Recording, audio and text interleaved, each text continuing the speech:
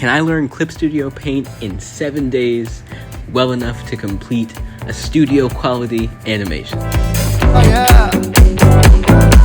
Now we're on a taraki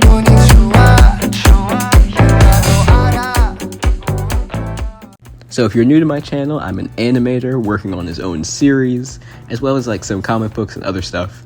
But I wanted to switch programs from Flip-a-Clip to Clip Studio Paint, mostly because I feel like I've hit my plateau with Flip-a-Clip as to how far I can push my productions. It's an amazing app, and I still intend to use it for simpler animations, but I want to make something at the same quality of the studios that we all love, like Ufotable or Ufotable, I never know what's the right way to pronounce that, or Madhouse, or you just insert anime studio here. And something that I refuse to compromise on is to stop using my iPad, because I'm an iPad animator. I love animating on my iPad, and I just really don't like using computer programs, which is something I'm sure I'll have to get over eventually, but for now, we're going to be stuck in our ways. So I was excited to find out that Clip Studio Paint, not only is it used in the anime industry to make some of the shows that we all love, but it is compatible with iPad with all of the features. It's not like a scaled down version of it. So for day one, my mission was to just get comfortable inside Clip Studio. So I watched a whole bunch of tutorials and just played around in the app. Also, I made sure to set up my workspace, because in Clip Studio you can change all of these windows. You could pull them all out, you could delete them all, you could move them around. So after figuring out exactly how that worked, how to put them together and everything, I changed my workspace to look a little bit more like Ibis Paint, which is my favorite digital program of all time. And then I got rid of the stuff I didn't need and just set my workspace up to be comfortable for me.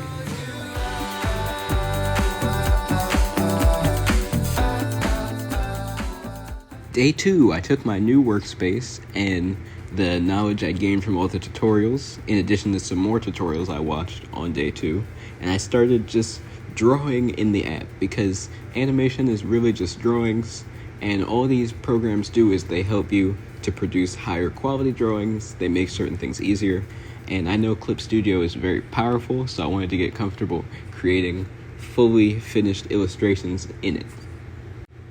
Came out with this nice character design. I'm happy with how the art came out. I don't know how I feel about the design looking back at it now, but it was a step in the right direction.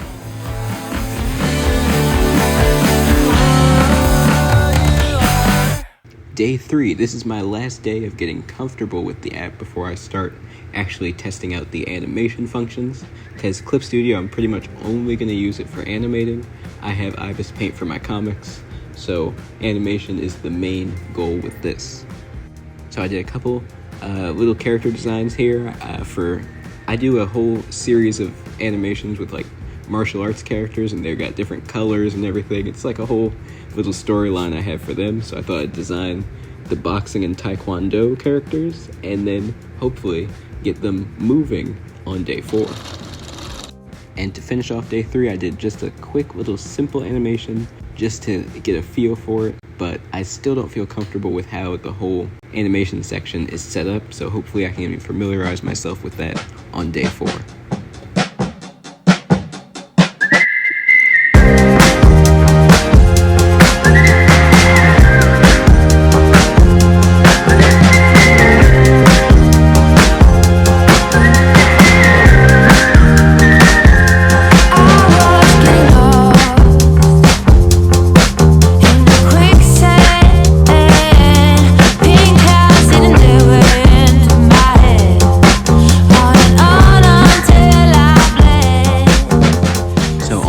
I started out by making an anime style storyboard of the animation I want to do on day 6 and 7 as like a final test.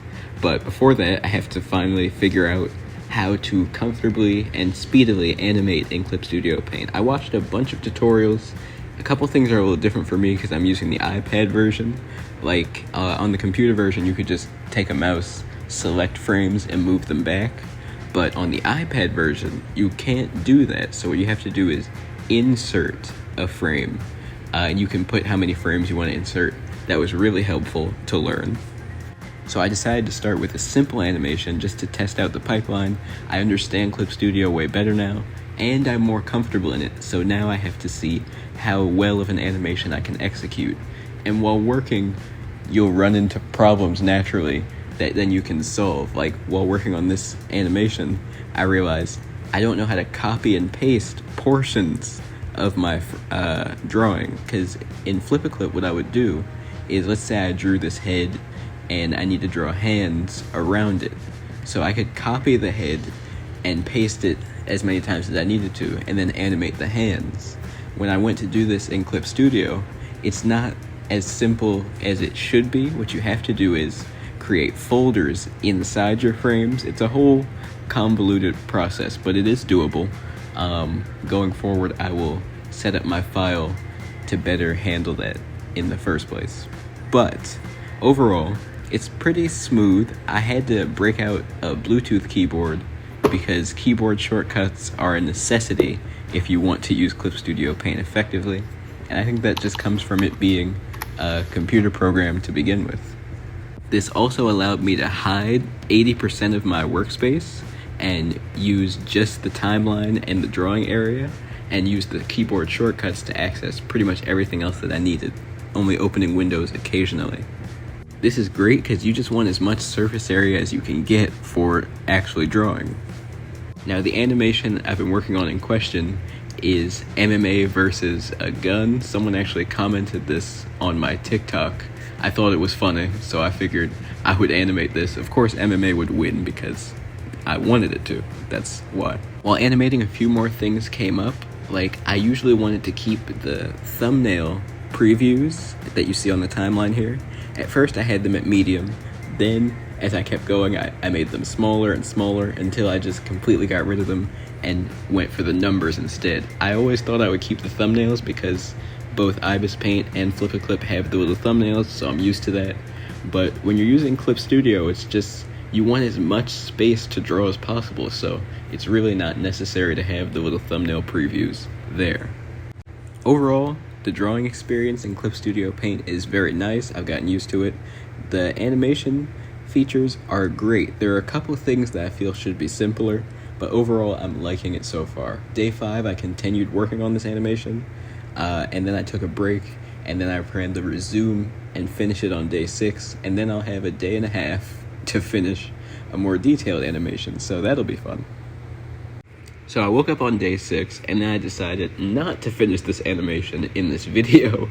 When I'm learning a new program, I want to make sure I'm always moving forward and never staying stuck in the same place, and I felt like I learned all that I could from this specific animation, and finishing it under the 7-day time limit would just limit me from all that I could learn. So I decided to test out making a fully completed animation. I decided to go with this loop, and I even made a tutorial about how to do animation loops while doing this challenge, which should also be out on this channel either now or a week from now, so definitely check that out.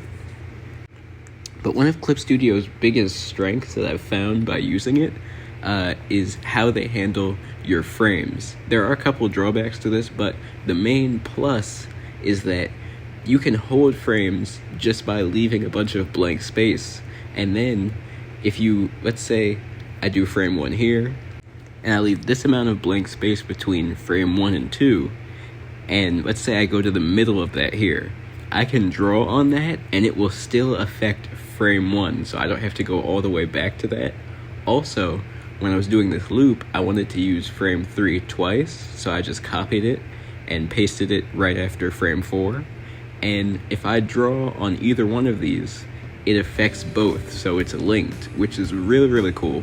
When I would use Flip a Clip and I would do loops, because I do a lot of loops, I hide them in my animations everywhere, but if I made a slight change or I noticed a mistake on frame number 6, and I have like 7 duplicates of frame number 6, I would have to go through and add that to all of them. But having them linked is really great, especially if you're doing animations that require you to reuse frames, like if I was doing lip syncing, or basically I can think of so many uses for this. This is great.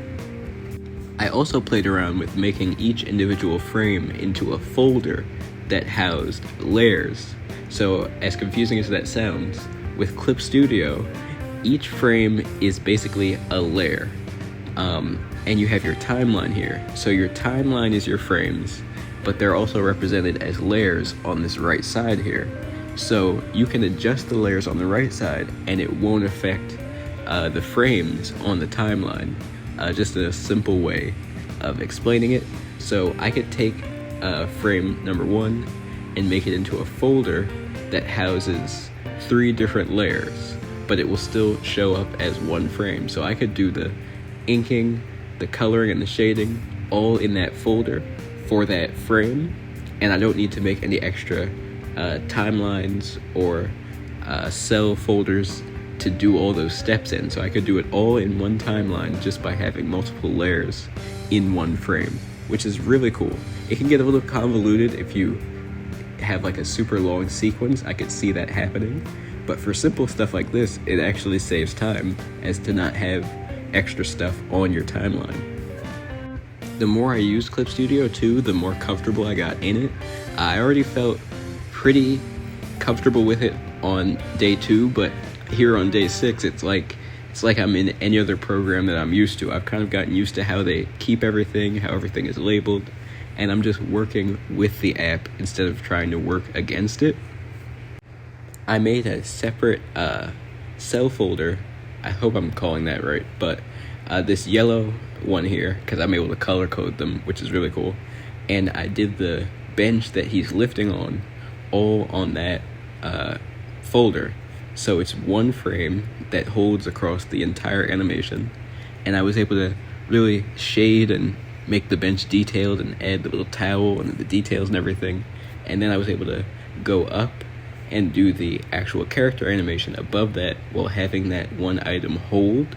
If I was to do this in Flip-a-Clip or Ibis Paint, I would have to literally draw the bench on however many layers I wanted to, merge them down, and then duplicate them all the way across my animation. Or I could duplicate the entire frame itself, but it's basically the same thing. I'll definitely say using Clip Studio, it supports a lot more complex things, and I feel like when you're using it, you tend to lean into that. Like, I made this animation more complex than I would have if I was using Flip-a-Clip. I probably would have just simplified it and done it quickly. It would have had almost the same result, but using the complexities and the extra bonuses of Clip Studio is just a pleasure to do, I say, and it feels very like professional. Like all the extra convoluted processes make you feel like you're really doing something.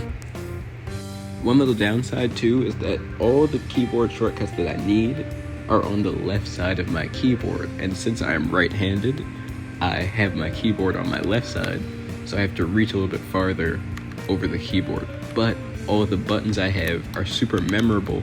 Like, I found myself not looking at my cheat sheet anymore after like day 5, so I'll just have to deal with that. That wasn't really a big thing, I just thought I would say that. And now, because I did this whole animation on day 6, I have just day 7 left to make something studio quality. So let's see if we can do that. So on day 7, I woke up late, but I started off strong. So it only took me about 30 minutes to do the rough animation of the first shot of my storyboards. And I have to say the process was really smooth for me. I didn't run into any roadblocks. On like days 1 through 3, I found that the program was fighting me a little bit just because I wasn't used to it. But now on day 7, it's just a really smooth process comparable to how it would be in any of the apps that I'm used to. I also really like that little extra area outside of the frame, that little extra space to draw in, because I can write my notes there, because I write a lot of notes when I animate, and just drawing the characters a little bit outside of that area is nice as well. Sometimes I'll draw the characters a little too well, and I'll be like, I want to render the outside frame as well. I think I just go into the settings menu somewhere and expand that border area to get it all in there. But usually I would just say, draw inside the border, and if you're going to draw outside of it, don't get too attached to it. I also like how on this top bar here, you can have multiple files open. and flip through them. So after doing the rough animation for shot number 1, I went into a different file and created shot number 2. And another cool thing about Clip Studio is how big you can make the canvases, and that they have the camera tool in the app. I did not get to use it in this challenge because I ran out of time, but my initial plan was to have the camera pan from Yuri over to Mason as they spoke and they did a fist bump. I thought that'd be cool. But midnight was fast approaching because, as I said, I woke up late and I started work on this later than I expected to, although I still got a lot done considering.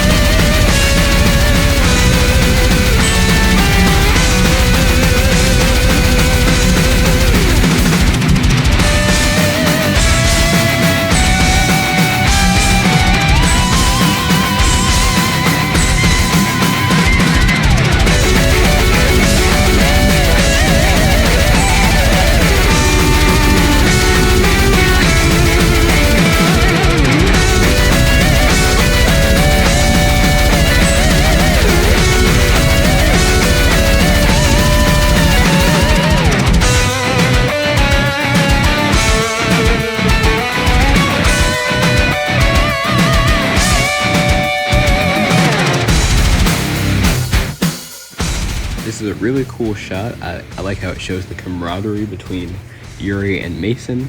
And so after I finished the rough animation, that took me about like an hour and a half. I added in my references for their colors and just their turnaround sheets and everything, because Clip Studio has a reference window similar to Ibis Paint, and it's nice that I could keep it kind of shrunken down over here and just bring it up when I want it. I also put my brush size menu thing underneath that. I felt like that was the right way to put it. I love how you can just put things wherever you want and wherever it feels right to you. That's really great. I also made 2 separate animation folders for both Yuri and Mason, and then I made several layers within each frame. I did 4 in each, so that's for the line work, the colors, the shading, and the armor details, because I want a separate layer for that. And I made the lines super thin to really capture that anime look and make it look like it's coming from Mappa or something. Like, you wouldn't even be able to tell. I got super detailed with the art, and using the thinner lines, there was more space to add detail. It's still my simple style that I use, but it's definitely a slightly upgraded version of it, and I'm really happy with how it turned out. You'll probably notice that Yuri doesn't have a mouth, and that was on purpose because I was planning to do lip syncing for him, but I didn't have time to do that, so now he just doesn't have a mouth. He's fully colored though, and I really think that going forward, using Clip Studio will allow me to create really high quality works.